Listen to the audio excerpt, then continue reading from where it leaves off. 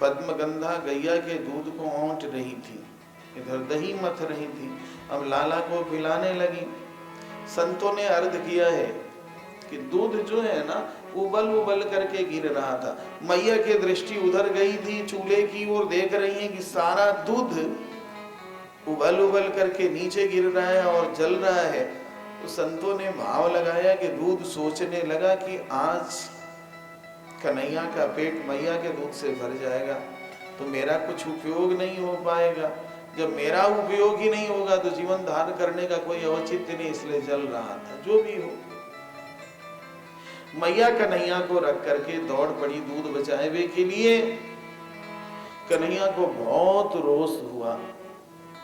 देखो जो भी वो मेरी मैया है तो ग्वालिनी, मेरी कोई कीमत नहीं समझ रही है मैया, मैया दूध की कीमत समझ रही है। मुझे धरती पर पटक दी और चली गई दूध बचाने के लिए, तो अब मैं दूध घर में रहने नहीं दूंगा। तो पहले लोड़ी होती थी ना सिलबट्टा, उस पर पीसते थे, अब मिक्सी वगैरह में करते। पहले लोगों ने देखा, आप लोग तो देखे ही हो, लोड़ी पड़ी हुई थी, मटका मटकी रखा हुआ था, उठाया लोड़ी और खटाखट खटाखट खटाखट पीट पाट करके फिट कर दिया। बीच में चौक से आंगन से थोड़ा ऊपर ऐसे बना हुआ है, चारों तरफ से बरामदे थे और बरामदे के अंदर सब कमरे बने हुए थे। बरामदे में ही सारी मटकी रखी हुई थी, तो सारा दूध और दही लबालब भर गया आंगन में। मैया जब लौट करके आई तो एक बार तो नहीं हंसी आई, फिर रुलाई आने लगी। कहती ये राम, ये मेरे ददिया सास के जमाने की मटकी थी, इस मटकी को भी इसने तोड़ दिया। हाँ मत लुटकी, मारे दादस के जमाने की मटकी, बहुत मुश्किल। मैया चारों तरफ ढूंढने लगी, आखिर गया कहाँ है, कहाँ कन्हैया। दौड़ करके गई दरवाजे पर, तो देखा दरवाजा बंद है। अनुमान लगाया दरवाजे को खोल नहीं सकता, बाहर जाए इतने हाथ पहुंचेगा ही नहीं, होगा किसी कमरे में। सारे कमरे में देखा ही कन्हैया कहीं मिले ही ना। कि ये राम, कहीं पूजा घर में तो नहीं घुस गया। उसी में बढ़िया सा मक्खन निकाल के रखी थी सालग्राम जी को भोग लगाए के लिए, कहीं उसे तो बर्बाद नहीं किया। गई तो पूजा घर में उखल को उलट करके रख रखी थी, पहले उखल मुंह चलो दे देना। अब ये साहब उस पर बैठे हुए हैं ध्यानस्थ, और कभी उछल करके उसमें से ऐसे कर दे और निकाल करके थोड़ा खा लेते। सीटी बजाई बड़ी जोर से। एक ब्राह्मण का लड़का था मधुमंगल, मनसुखा कहते थे, खट्ट से चला आया, अब उसी को निकाल कर खवाया जा रहे हैं, वो खाया जा रहा है। हाँ, तब तक बहुत सारे बंदर आ गए, उधर भी छींचे जा रहे। मैया इस दृश्य को देखी तो थर थर कांपने लगी। अब मैं क्या करूं, हे सालग्राम जी, आप ही रक्षा करना। बड़ा नटखट है, बड़ा नटखट, मैं तो परेशान हो गई हूँ। देखो तेरे चढ़ावे के लिए रखी थी कि मैं भोग लगाऊंगी, सब झूठा काठा करके इसने चौपट कर दिया। ये ब्राह्मण का छोरा, ये तो मने गले का फांस बन गया है, ये कटे से पूछ गया है, मने बोल नहीं है। कन्हैया देखे मैया को तो थर थर कांपने लगे कि आज तो कल्याण नहीं है।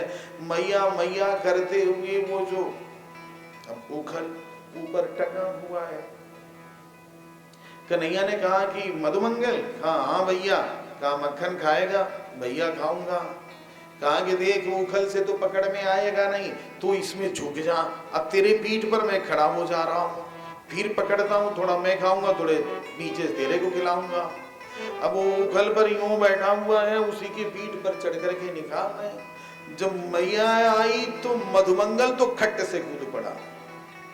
अब कूद पड़ा तो उसी को पकड़ करके ये लटक रहे हैं, नीचे का आधार चला गया, अब उखल नीचे है, वो तो भागा बड़ी जोर से, अभी लटक रहे। मैया देखी कि अभी डांटूंगी, कहीं गिर गया और चोट लग गई तो बड़ा मुश्किल हो जाएगा।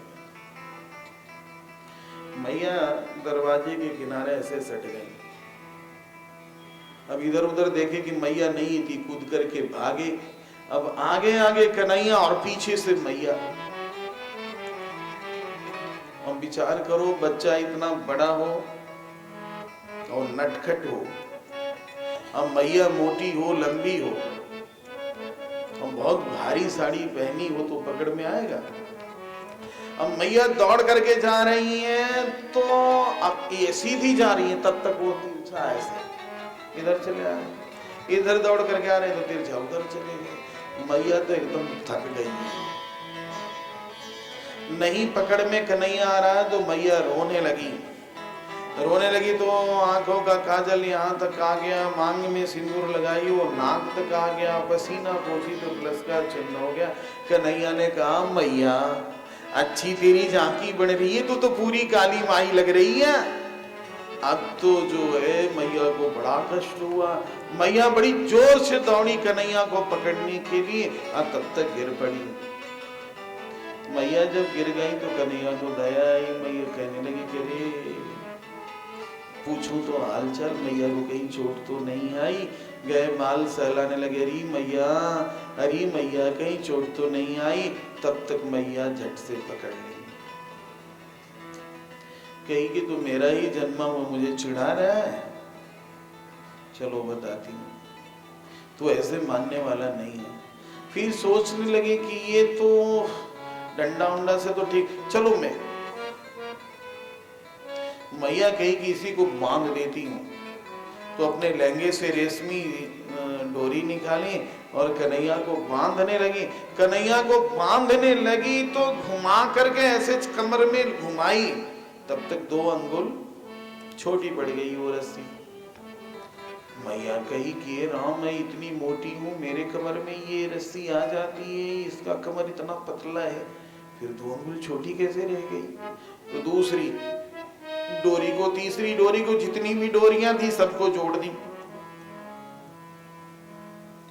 लेकिन यदा सिद्धदपि न्यूनम तेनान्यदपि संदधे तदपि द्वयंगुलम न्यूनम यद यदा दत्तबंधनम। मैया बांध नहीं पाई। मैया थक करके कह दी कि मैं तुझे बांध नहीं पाऊंगी, चल छोड़, मैं तेरे पे छोड़ती हूँ। कहते हैं कि राजन सुमादो स्विन्न गात्राय विस्त्रस्त कबरस्रजः। भगवान ने देखा कि मैया थक गई हैं, पसीने पसीने हो गई हैं, इनके सारे जो है अलंकार इधर उधर हो रहे हैं, फूल गिर चुके हैं। तो दृष्ट्वा परिश्रमं कृष्णः कृपया सित्स्वबन्धने। मैया के उद्योग को कन्हैया देखे, परिश्रम को देखे और स्वयं ही कृपा करके बंध गए कृष्ण। भला कोई आकाश को बांधना चाहे तो बांध सकता है क्या? कहाँ इंडिया आकाश का, कहाँ से रस्सी घुमाओगे? वो तो महाकाश है। शांताकारं भुजगशयनं पद्मनाभं सुरेशं विश्वाधारं गगन मेघवर्णम शुभांगम। गगन आकाश को कहते, आकाश को कोई के मैया जब नहीं बांध पाई तो कन्हैया कृपा करके स्वयं ही बंध गए और मैया को जस दे दिया। कृष्ण का नाम पड़ा दामोदर। मैया घर के कार्यों में लग गई, इधर कन्हैया चलने लगे और उसको उसमें उखल में बांधी थी, उखल जो है लुढ़कने लगा। घर के सामने 2 वृक्ष थे अर्जुन के, यमलार्जुन कहते थे, दोनों के बीच में गए, उखल से टकराहट भई, दोनों वृक्ष टूट करके गिर गए, हल्ला हो गया, बहुत आवाज हुई और उससे 2 दिव्य पुरुष निकले, बाल गोपाल भगवान की। और दोनों दिव्य पुरुषों ने भगवान को साष्टांग प्रणाम किया। भगवान ने पूछा, भाई वृक्ष में से आप लोग निकले, आप कौन है? तो उन्होंने कहा कि प्रभु आप तो सब कुछ जानते हैं, आपकी दृष्टि को विद्ध नहीं किया जा सकता है, फिर भी जब आप पूछ रहे हो तो हम लोग अपना परिचय दे रहे हैं। हम कुबेर के पुत्र हैं, इसका नाम है नलकूबर और मेरा नाम है मणिग्रीव। धनमद में पागल हो रहे थे, शराब पी ली थी, कुंड में स्नान कर रहे थे, अप्सराएं भी स्नान कर रही थी। उधर से देवर्षि नारद जी निकले। देवर्षि नारद जी को देखकर अप्सराएं तो छुप गई, लेकिन हम लोग यूं ही खड़े रहे नंगे धड़ंगे। मदिरा का नशा जो नाश करा दे उसको नशा कहते हैं, ठीक है। बहुत लोग गम को दूर करने के लिए नशा करते हैं। बहुत लोग कहते हैं महाराज जी बहुत टेंशन है, एक पैक ले लिया, थोड़ी सी शांति। अरे नशा करने से टेंशन समाप्त होगा, कभी टेंशन होगा, टेंशन बढ़ जाएगा। नशा करने से लीवर में स्वेलिंग हो जाता है, जी घबराने लगता है, थिंकिंग निगेटिव हो जाती है, पॉजिटिव होती ही नहीं है, और टेंशन बढ़ जाता है। नशा तो नशा है, शाम नाश करा दे उसी का नाम है नशा। तो कोई चाहे कि शराब पी करके हम टेंशन फ्री हो जाए, कभी हो ही नहीं सकता। इसलिए कभी भी किसी भी हालत में किसी भी कीमत पर ऐसी गलती ना हो। ऐसा वो सब कह रहे हैं महाराज हम नशा कर लिए थे। नशा कर लेने के बाद विवेक भ्रष्ट हो जाता है, सोचने की शक्ति समाप्त हो जाती है, पता ही नहीं चलता है क्या करें। एक बार एक व्यक्ति ने भांग पी लिया, वो भांग पी लिया तो भांग का ऐसा नशा चढ़ा कि उसको लगा कि मैं आकाश में उड़ रहा हूँ। उसने पलंग में अपने पांव को बांध लिया कि कम से कम जो है उड़ूंगा तो पलंग के साथ उड़ूंगा, गिरूंगा तो पलंग के साथ। पूछा भाई ये क्या हो गया? डॉक्टर ने कहा इसने भांग खा लिया है। शराब पीने से एसिडिटी बढ़ जाती है, पित्त बढ़ जाता है, मुंह सूखने लगता है, कान भारी हो जाता है, तमाम परेशानियां खड़ी हो जाती है। हृदय को जो चाहिए ऊर्जा, हृदय जिस नली से रक्त को खींचता है, रक्तवाहिका नली कहते हैं। शराब पीने की वजह से वायु, गैस, सड़ांध और उसका प्रभाव उस नलिका पर रक्त, जिससे रक्तवाहिका नलिका, जिससे रक्त ऊपर हृदय को जाता है, उसमें रक्त का आना जाना धीरे धीरे हो जाता है। जिस प्रवाह से जाना चाहिए तो वो सन ही सन, जब वो धीरे धीरे हो जाएगा तो जी घबराने लगेगा, जी घबराने लगता है। बोलेगा ये राम तो कालजी उठ रहो, एवड़े में हलचल हो रही हो। ठीक है ना, धीरे धीरे हो जाता है। या तो वो नस सूख जाता है, सिमट जाता है, या उसमें वायु भर जाता है, इसलिए फूल जाता है। तो शराब तो नाश कराने वाला है। बहुत लोग मरते देखे जा रहे हैं, कैंसर की बीमारी हो जा रही है आजकल। वो गुटखा की क्या कहते हैं, उसको खाने से भी भयंकर बीमारी पकड़ती है, जिससे कभी भी निजात नहीं होता है। नलकूबर और मणिग्रीव ने कहा कि धनमद तो था ही, मदिरा का मद भी हो गया। हम नंग धड़ंग खड़े रहे। देवर्षि नारद जी ने देखा। ये तुम लोग ये मत सोचना कि ये सारी बातें बना करके कह रहे हैं और किसी व्यक्ति पर कह रहे हैं। व्यासपीठ किसी व्यक्ति को इंगित कर कर कोई बात नहीं कहता है, और सामान्य ये धारा बह रही है भागवत जी की, ये सबके कल्याण की बात है किसी पर्टिकुलर एक व्यक्ति की कोई बात नहीं है, उपदेश सबके लिए है, वो मेरे लिए भी है और आपके लिए भी है। कल की कथा में बताया था कि उपदेशक तब महान होता है जब उस उपदेश का स्वयं पालन करे। केवल उपदेश देने से नहीं होता। उपदेश तो कंस ने भी दिया है, उपदेश तो हिरण्यकशिपु ने दिया है, उससे क्या हो गया? उपदेश सभी के लिए, सभी के शासक शास्त्र है। शास्त्र सबके लिए सभी बातें कहता है। इसलिए किसी व्यक्ति विशेष को लक्ष्य करके कोई बातें नहीं कही जाती है, या व्यासपीठ नहीं कहता। कहा कि मदिरा पी लिया। कहीं कहीं देखो, धर्म की परिभाषा बहुत विलक्षण है। अब उधर जाऊंगा तो बहुत समय लग जाएगा धर्म की परिभाषा करने में। इतनी सी बात मेरी तो समझना,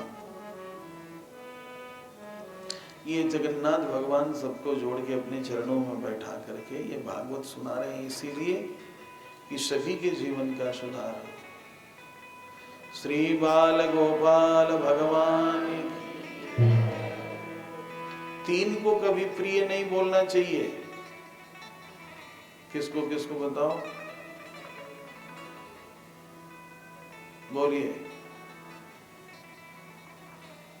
तीन व्यक्ति यदि प्रिय बोल दे तो काम गड़बड़ हो जाता है। सभी लोग सुन रहे हो मेरी बात को? विष्णुदेव सुन रहे हो? और तुम्ही हमारे प्रधान श्रोता, आमने सामने हम दोनों ही बैठे हैं, श्रोता और वक्ता। तीन लोग यदि प्रिय बोलेगा तो गड़बड़ हो जाएगा। कौन कौन से लोग? सचिव वैद्य गुरु तीन जो, सचिव वैद्य गुरु तीन जो, प्रिय बोलहि भययास। राजा का मंत्री, राजा ने कहा और मंत्री ने कहा यस यस, होना चाहिए यस, तो राज नष्ट हो जाएगा। प्रेसिडेंट ने कहा, प्राइम मिनिस्टर ने कहा यस यस, युद्ध हो जाना चाहिए, नष्ट हो जाएगा। मंत्री कभी भी प्रिय नहीं बोलता है। उसकी जो मंत्रणा होती है ना, वो बहुत सोच विचार करके होती है। तुरंत यस नहीं करता, प्रिय नहीं बोलता। सचिव वैद्य,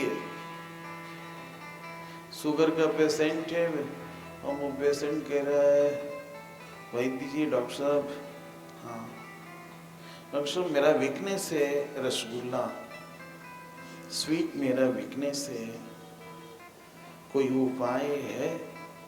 कहा ठीक है, ज़्यादा मत खाना, 4 रसगुल्ले तक चलता है और फिर इंसुलिन के इंजेक्शन ले लेना, फिर वो दवाई है मेरे पास, कोई दिक्कत नहीं है।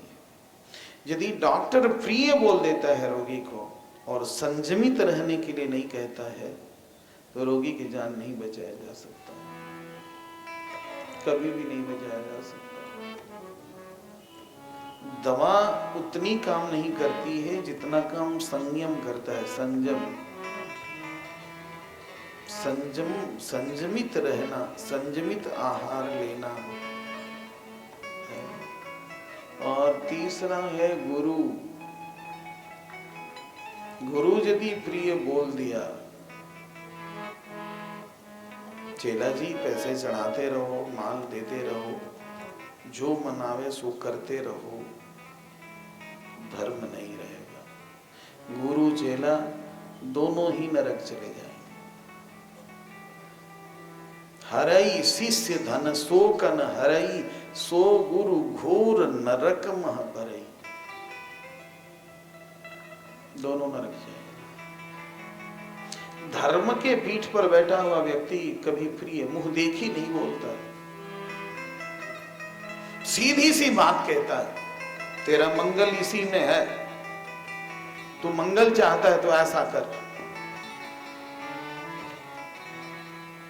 तो देवर्षि नारद जी गुरु हैं, सभी के गुरु। देखा कि चेला तो सारा पी रहा, कहा कि ये सब दोनों ही विनष्ट हो जाएंगे। बहुत समझाया है और कहा सत स्त्री मदांधस्य दारिद्र्यम परमंजनम। बहुत गहराई में नहीं जाकर के इतनी सी बात उन्होंने कही, तुम लोगों की जड़ बुद्धि है, जड़ की तरह खड़े हो, शराब पिए, जाओ तुम लोग वृक्ष हो जाओ। साथ तो दे दिया तो रोने लगे लोग, नशा उतर गया। बड़ी दया आई देवर्षि नारद जी। साधु के हृदय बड़ा ही सुकोमल होता है ना। उन्होंने कहा, देवर्षि नारद जी ने कहा, वृक्ष बनोगे लेकिन गोकुल के वृक्ष बनोगे, और तुम लोगों को भगवान का दर्शन होगा, उनका आशीर्वाद तुझे प्राप्त होगा तो मुक्त हो जाओगे। आशीर्वाद दोनों ही नलकूबर और मणिग्रीव वृक्ष बन गए। और देवर्षि नारद जी नारायण आश्रम, भगवान नारायण उनके भगवान भी हैं और गुरु भी हैं, बद्री का आश्रम चले गए। इधर ये दोनों निकले हैं, भगवान कृष्ण के चरण अरविंदों में साष्टांग प्रणाम करके अपना परिचय दिया है और प्रार्थना करते हैं, बाल गोपाल भगवान की जय।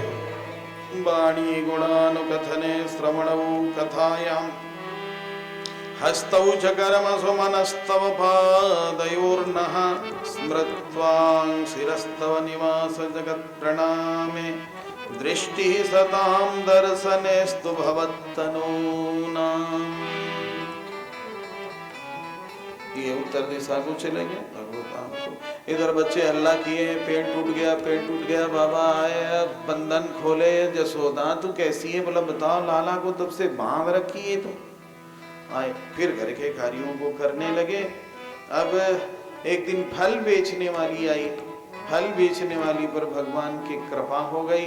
नंद उपनंद महानंदी है, जो 8 नंद थे, लोग आपस में 9 नंद थे, आपस में इन लोगों ने बैठक की और कहा कि जब से लाला का जन्म हुआ है तब से गोकुल में भारी उत्पात हो रहा है। एक बड़ा ही सुंदर वन है, जिस वन का नाम है वृंदावन, जहाँ गोवर्धन पर्वत है, छलछल निनाद करते हुई, कलकल निनाद करते हुई कालिंदी यमुना प्रवाहित होती है। गायों के चरने के लिए बड़ी अच्छी हरी हरी घास है, रहने की स्थान बहुत अच्छी है, गोवर्धन की तलहटी में खेती हो सकती है। तो हम लोग क्यों न वृंदावन चलें। सर्वसम्मत से ये प्रस्ताव पास हो गया। दोनों बच्चों ने भी कहा, बाबा वृंदावन चलो, बाबा वृंदावन चलो। श्री ठाकुर जी सवेरे आगे आगे दोनों भाई चल रहे हैं, पीछे से बैलगाड़ियों पर माताएं चल रही हैं, सामान चल रहा है। ये लोग सायंकाल श्री वृंदावन में पधारे। वृंदावन में आए तो अब इतनी जल्दी रहने की व्यवस्था कहाँ हो सकती थी, जंगल था, वन था। तो बैलगाड़ियों को अर्धचंद्राकार खड़ी कर दिए, उस पर त्रिपाल डाला, रात्रि विश्राम किए। और दूसरे दिन से श्री बाल गोपाल भगवान की जय हो। वृंदावनम गोवर्धनम यमुना पुलिनानि च वीक्ष्य सेदुत्तम प्रीति राम माधवयोर्नृप। श्री वृंदावन में विराजमान रहे। अब भगवान का नाम पड़ा वत्सपाल। बछड़े को चरावे के लिए गए, साथ में अनेकों बच्चे हैं, हजारों बछड़े हैं। जमुना जी के किनारे बछड़े को चराने के क्रम में एक असुर बछड़े का रूप धारण करके बछड़ों में मिल गया और लगा बछड़ों को मारने। भगवान की दृष्टि के सामने कोई टिक नहीं सकता, वो तो सब जानते हैं। वत्सासुर का उद्धार किया और इसके बाद वही पूतना जिसका नाम है बकी, बकी का भाई था बकासुर, वो बगुले का रूप धारण करके बैठ गया। भगवान पर झपटा है तो उसके चोंच फाड़ कर फेंक दिया गया।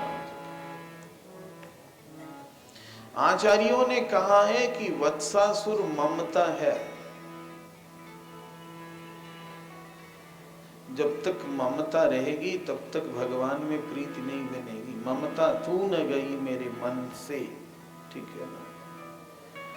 और बकासुर है दंभ, दंभ जब तक रहेगा भगवत प्राप्ति हो नहीं सकती। बकासुर कैसे दंभ है साहब? बगुले को आपने देखा है आप लोगों ने? बगुला एकदम सफेद होता है, बगला जहां बैठा रहेगा ना एकदम मांस है, न इधर डोलेगा, न इधर हिलेगा, न इधर देखेगा, न उधर देखेगा, एकदम। अब मछलियां जो जल में रहती है ना, वो बगले को देखती है, सोचती है कि कोई संत महात्मा एकदम सफेद है, वाइटनेस है इसमें, और ध्यान लगाया हुआ, ना इधर देखता ना उधर देखता, तो साधु संत से कोई दिक्कत तो होने वाली है नहीं।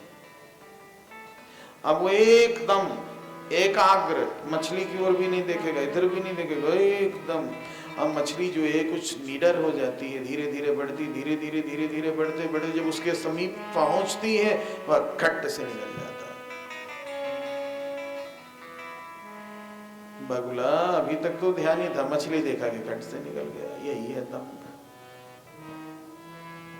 श्री बाल गोपाल भगवान की। बकासुर का उद्धार किया। अघ कहते हैं पाप को, जो बिना भोगे समाप्त न हो उसका नाम है अघ। अघासुर अजगर के रूप में था। भगवान कृष्ण जब चलते थे बछड़ों को चराने के लिए तो एकदम सवेरे ही जाते थे।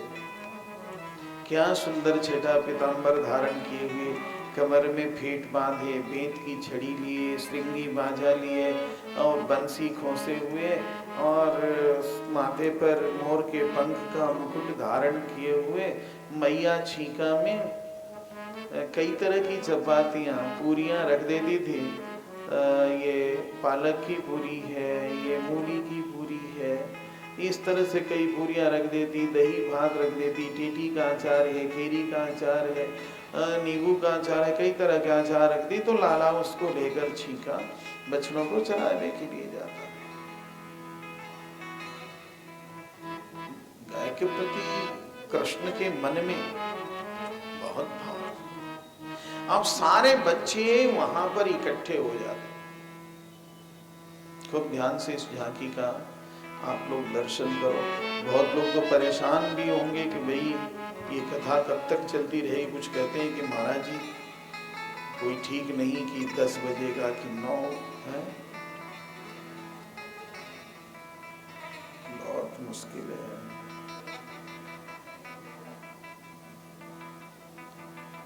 भगवान की कथा सुनकर के भी संतोष हो जाए इसका मतलब कि कथा नहीं सुना। कथा तो रस है, पीने की चीज। अब कोई मुझे बोलने की बीमारी थोड़े ही है।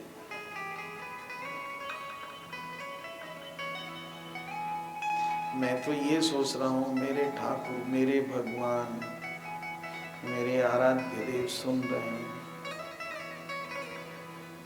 पिता के सामने उसका पुत्र तोतली बोली में ताता ताता करता है, खुश होता है उसका बाप। कम से कम बेटा बोलने तो लगा। वो नहीं कहता कि इसे बोलने नहीं आ रहा, कहना चाहिए काका तो ताता कर रहा है। उसी व्यास से मेरे ठाकुर सुन रहे हैं, प्रयास है उन्हीं की कृपा से। तो ये तो समझ करके रखना कि बोलने की बीमारी नहीं है। एक कथावाचक कथा कह रहे थे, तो बहुत लोगों को तो नींद आ रही थी और बहुत लोग जा चुके थे। एक बुढ़िया माता थी, सो रोए जा रही थी, रोए जा रही थी, रोए जा रही थी। व्यास जी समझे कि शायद बड़ी भक्त है, जब तक हृदय में आनंद आह्लाद नहीं होता तब तक नेत्र बरस नहीं सकते।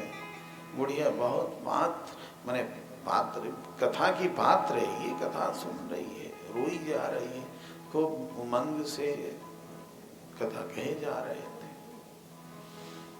आरती हो गई, चलने लगे तो कहे, बूढ़ी माता आप धन्य हो, भगवान की कथा सुनकर के आपके नेत्र बरस रहे हैं और दत्त चित्त होकर के कथा सुन रही है, आपसे भाग्यवती दुनिया में कोई नहीं है। बुढ़िया बोली, क्यों कह रहे हो?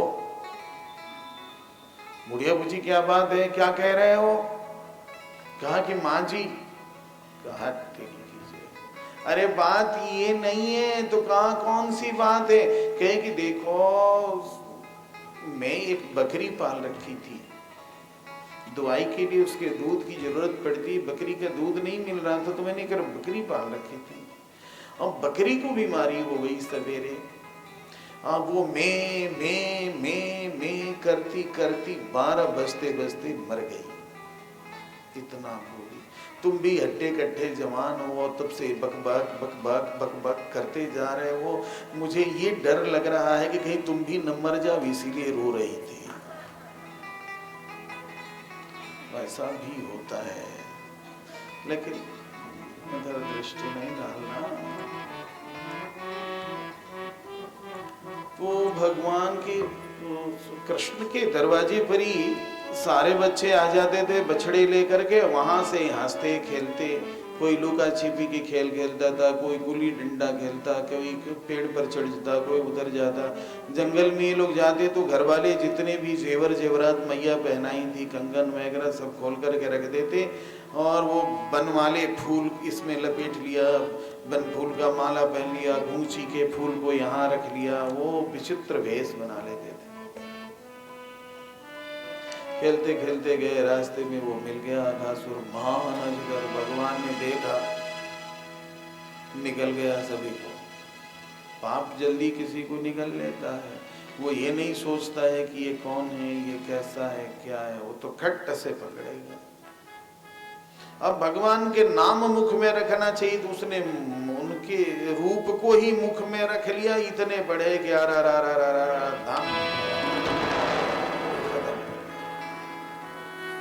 वहां से निकले, आए जमुना जी के किनारे तो सब कहने लगे, लाला मुझे भूख लाग रही है। कहा कि चलो भोजन कर लिया जाए, बछड़े उधर चरी रहे हैं। तो बीच में कृष्ण चारों तरफ से मंडल बना करके बच्चे बैठे हैं, और उस समय की झांकी बड़ी विलक्षण है साहब। बिभ्रद वेणुं जठरपटयोः श्रृंगवेत्रे च कक्षे, वामे पाणौ मृषिणकवलं तत्फलान्यङ्गुलीषु, तिष्ठन् मध्ये स्वपरिसुहृदो हासयन्नर्मभिः स्वैः, स्वर्गे लोके मिशति बहुजे यज्ञभुग्बालके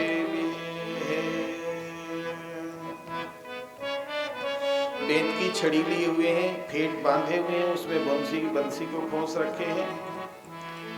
बाएं हाथ में दही में सना हुआ भात रखे हुए हैं, और अंगुलियों में आचार ऐसे खा करके ऐसे काट लेते हैं। चारों तरफ से ग्वाल बाल घेर करके बैठे हुए हैं, अपनी मोहक बातों से सभी को हंसा रहे हैं, सभी बच्चे हंस रहे हैं। और इस अद्भुत लीला के स्वर्ग के देवता लोग देख रहे हैं कि किस तरह से भोजन हो रहा है। कहते हैं कि भगवान कृष्ण बैठे हैं ना, उनको दिख रहा है कि कृष्ण, सारे बच्चों को ये दिख रहा है कि कृष्ण मेरी ही ओर देख रहा है। अब वो क्या करते कि जितने बच्चे अपने अपने घर से छींके ले आए ना, तो कृष्ण सभी के छींके में से कुछ निकाल करके खा लेते थे। इनके छींके में वो बच्चे खा लेगा। मधुमंगल बेचारा बहुत गरीब था। आज वो जाने लगा था तो रोटी बन नहीं पाई थी। 3 दिन की रखी हुई बाजरे की रोटी थी, थोड़ा सा छाछ और 3 दिन पुरानी बासी बाजरे की रोटी। बाजरे की रोटी थोड़ी ठंडी हो जाए तो वो अजीब सी हो जाती है, जल्दी अंदर न जाए। अब तुम लोग तो भाई फॉरेन कंट्री के आदमी बाजरे की रोटी नहीं खाए। बाजरे की रोटी बहुत होती तो बहुत स्वादिष्ट है, लेकिन अब 3 दिन पुरानी हो जाए तो। घूम रहे थे, सभी में से कुछ ना कुछ खा रहे थे। देखा मधुमंगल ने कि राम, अब तो कृष्ण मेरे ही पास आने वाला है, और 3 दिन पुरानी ये बाजरे की रोटी है मेरे मुंह में तो जा नहीं सकती, कृष्ण के मुंह में कैसे जा सकती है। लेकिन वो खाएगा, देखेगा कि सबकी रोटी मैंने खाई है।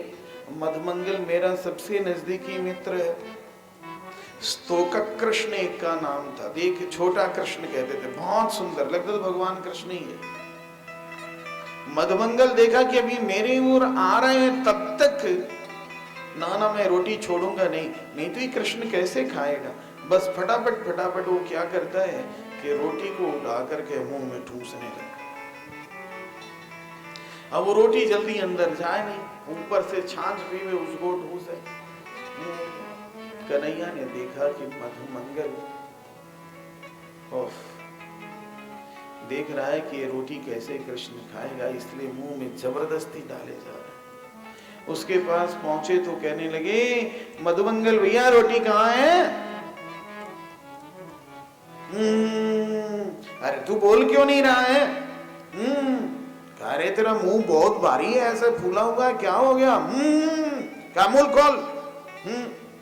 जैसे खोला तो उससे मुंह से खिंच लिए रोटी और अपने मुंह में डाले।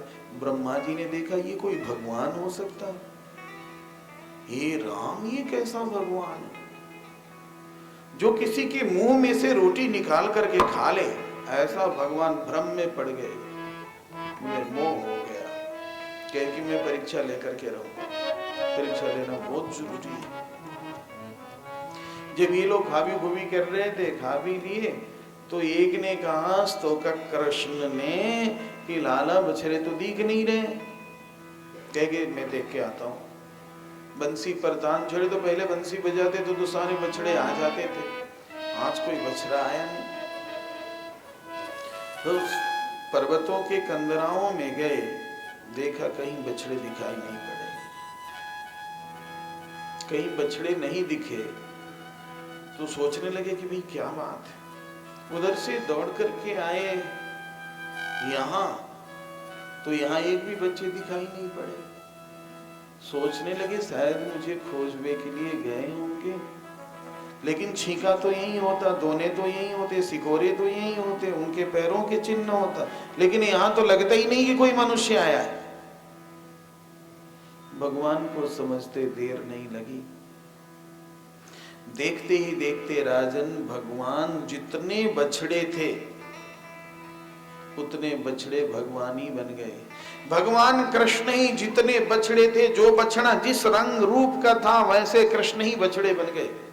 और जितने बच्चे थे, कौन सा बच्चा कैसे बोलता चलता कैसे खाता, वैसे ही उतने बच्चे कृष्ण ही बन गए। 1 बरस तक श्री वृंदावन में बछड़े भी कृष्ण और गोप बालक भी कृष्ण। यावद वत्स वत्स काल पग भपुर यावद करांभ्यादिकम यावद यष्टि विषाण वेणुदल सिगी यावद विभूषांबरम यावद शील गुणा विदाकृति भयो यावद विहारादिकम सर्वं विष्णुमयं गिरोंगवदज सर्वस्वरूपो वभौ। 1 बरस तक भगवान बछड़े और बालक बन करके रहे। जहां गायें कृष्ण की ओर दौड़ती थी, अब अपने बछड़े की ओर दौड़ रही, क्योंकि बछड़े भी कृष्ण है, गोप भी कृष्ण है। कहते हैं कि राजन, जब ब्रह्मा जी ब्रह्मलोक को गए तो एक महान टीकाकार ने लिखा है कि ब्रह्मलोक में उनका प्रवेश नहीं हो पाया, क्योंकि दूसरे ब्रह्मा की नियुक्ति है।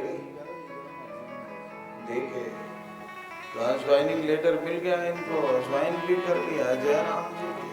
अब तो ब्रह्मा जी बहुत घबराए और ब्रज में बछड़ों को चरा रहे थे कृष्ण।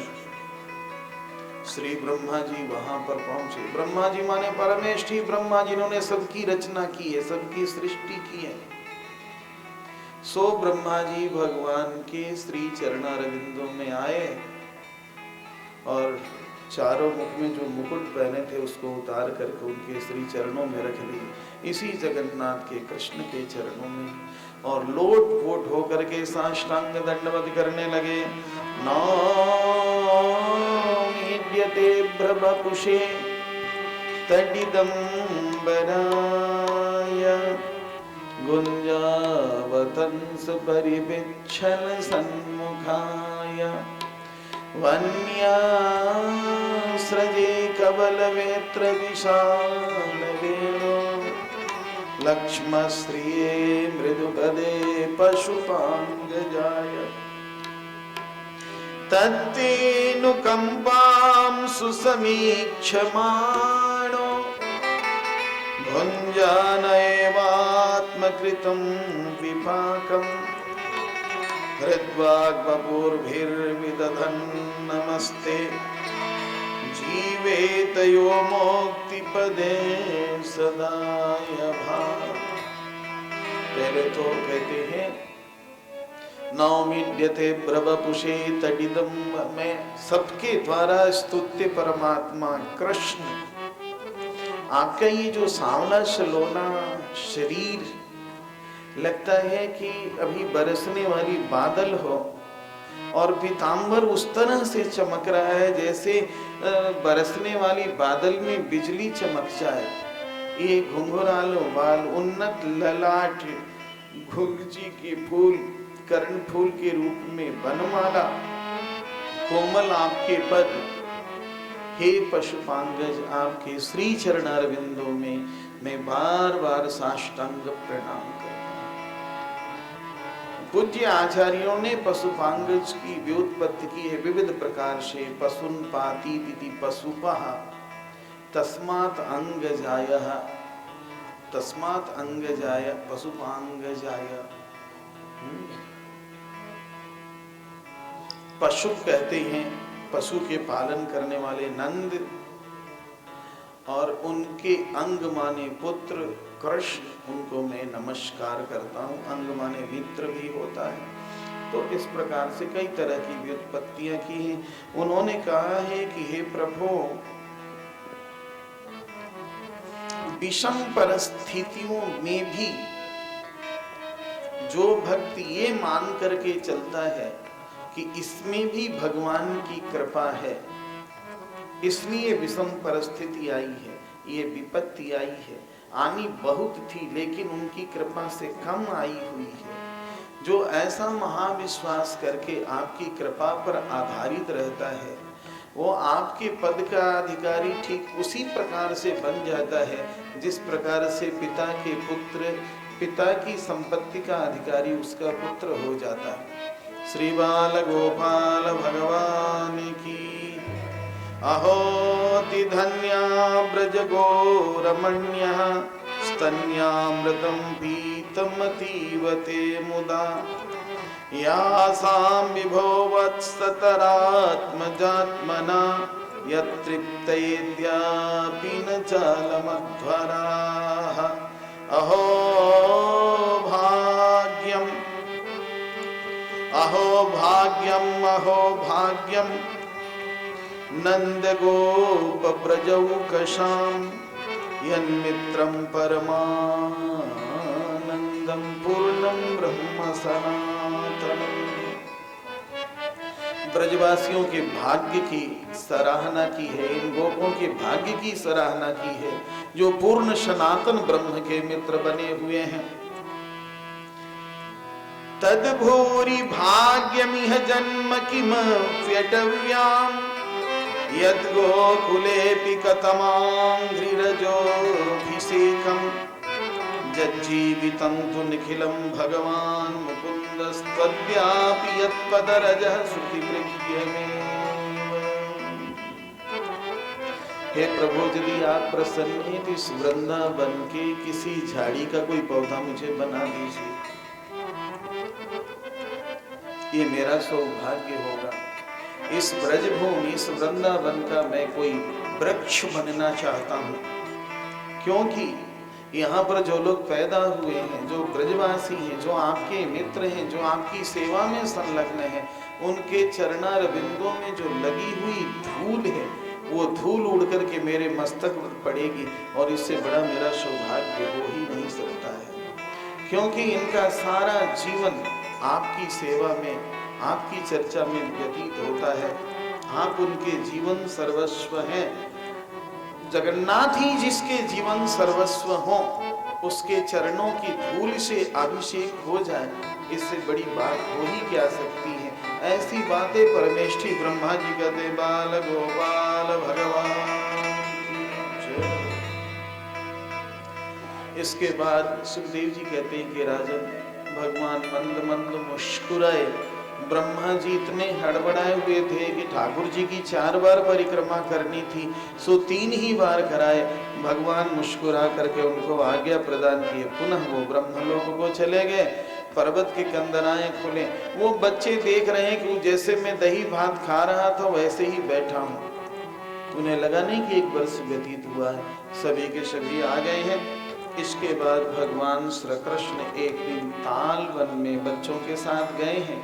वहां पर एक असुर रहता था जिसका नाम था धेनुकासुर या गर्दभासुर। गधे के रूप में, कभी कभी गधे का रूप बनाता था, इतना हीन-हीनाता था कि जाने जाने वालों के प्राण निकल जाते थे। बलराम जी के द्वारा उसका उद्धार करा दिया।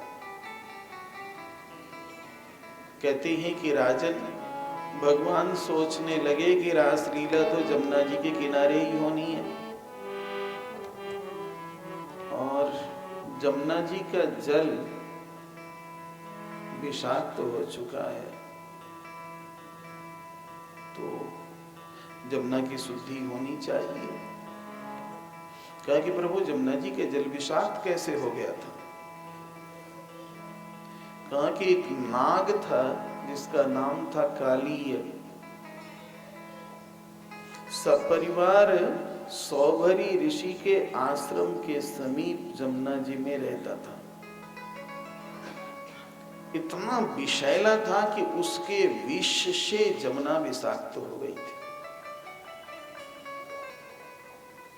यदि दैव संजोग से कोई स्नान कर ले तो भस्म हो जाए, गाय पानी पी ले तो मर जाए, मनुष्य उधर से पशु पंछी जो भी जाए मर जाए। भगवान ने देखा कि जमुना की शुद्धि बहुत जरूरी है। देखो, प्रत्येक व्यक्ति के अंदर 2 नाड़ी होती है, मुख्य नाड़ी यहाँ से, एक को सूर्य नाड़ी और एक को चंद्र नाड़ी कहते हैं। ये कभी योग की बातें आप लोगों को बताऊंगा। तो जितनी महत्वपूर्ण शरीर में ये 2 नाड़ियां हैं, उसी तरह से भारत वर्ष में ये 2 पवित्र नदियां गंगा और यमुना आवश्यक है भारत के लिए। और जहां छिड़कानी नदियों के साथ होती है, उपद्रव होता है, प्रलय हो जाता है। अभी आप लोगों ने देखा उत्तराखंड में बहुत दुर्दशा अलकनंदा जी की किया लोगों ने। बिजली बनाने के चक्कर में मंदाकिनी जी के साथ वही हुआ। जगह जगह पर, समय का संकोच नहीं कि मैं आपको बताता। भगवान ने कहा कि भाई जमुना की शुद्धि बहुत जरूरी है, तो भगवान श्री कृष्ण विलोक्य दूषितां कृष्णां कृष्णः कृष्णाहिना विभो तस्य विशुद्धिमन्वीक्षन् सर्पं तमुदवासयत्। भगवान गए थे और एक कदम के वृक्ष पर बैठे हुए थे। सारे ब्रजवासी बच्चे थे। भगवान उससे काली हरद में छलांग लगा लिए थे। अन्य जगहों पर ये कथा है कि भगवान गेंद खेलने के ब्याज से खेलत गेंद गिरे जमुना में पूरी पर जदुराई। ब्रजवासी गाते हैं, थोड़ी देर तक आनंद लीजिए, आगे बढ़ना।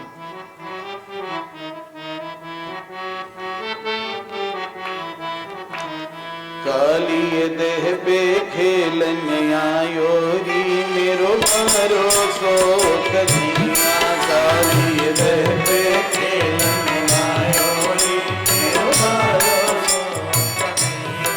काली देह पे खेलन आयो री मेरो भरोसो कन्हैया। काली देह पे खेलन आयो री मेरो भरोसो कन्हैया। भरोसो कन्हैया मेरो छोटो सो कन्हैया। भरोसो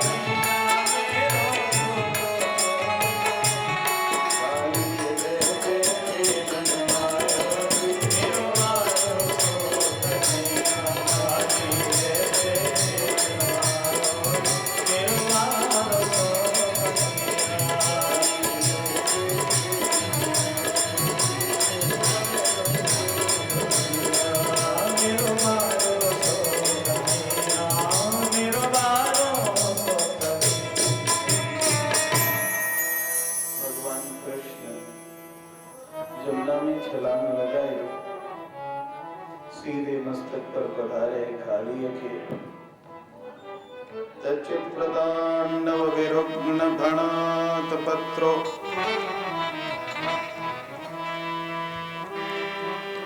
कहते हैं कि काली फुफकारने लगा, लपेट लिया उनको, शरीर बढ़ा, चरमरा गया काली का शरीर, रक्त रंजित हो गई जमुना। इधर हाहाकार मच गया, बाबा मैया सारे ब्रजवासी दौड़े जमुना में कूदने के लिए तैयार रह गए। इसके बाद भगवान उसके मस्तक पर कूद करके तांडव नृत्य करने लगे।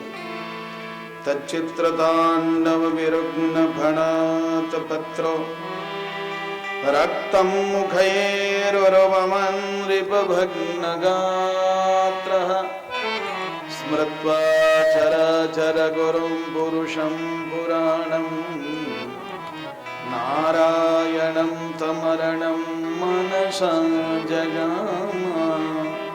नारायणं तमरणं मनसा जगाम। कहते हैं राजन, जब तक अहंकार रहता है ना, तब तक भगवान की याद आती नहीं है। अहंकार किसी पदार्थ को लेकर के होता है।